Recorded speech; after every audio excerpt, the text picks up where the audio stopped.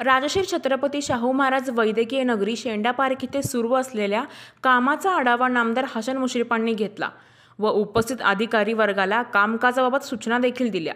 नामदार हसन मुश्रीफ म्हणाले, दर महिन्याला कामाचा प्रगतीचा आढावा घेणार आहे। 600 बेडचे जनरल हॉस्पिटल, 250 बेडचे कॅन्सर हॉस्पिटल व 250 बेडचे सुपर स्पेशालिस्ट हॉस्पिटल असे मिळून 1100 बेडचे शासकीय वैद्यकीय महाविद्यालय शेंडा पार्क येथे येत्या 22 महिन्यात उभे राहणार आहे। या महाविद्यालयाच्या इमारतीच्या सुरू असलेल्या कामकाजाची पाहणी केली।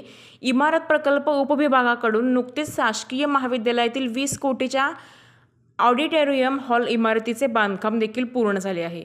यावेळी महाविद्यालयाचे अधिष्ठाता डॉक्टर सत्यवान मोरे, सार्वजनिक बांधकाम विभागाचे अधीक्षक अभियंता तुषार बुरुड, कार्यकारी अभियंता रोहित तोंदले, उपअभियंता हेमा जोशी, अभियंता सारिका कुंभार यांच्यासह हॉस्पिटल सर्व्हिसेस कन्सल्टन्सी कॉर्पोरेशनचे अधिकारी उपस्थित होते।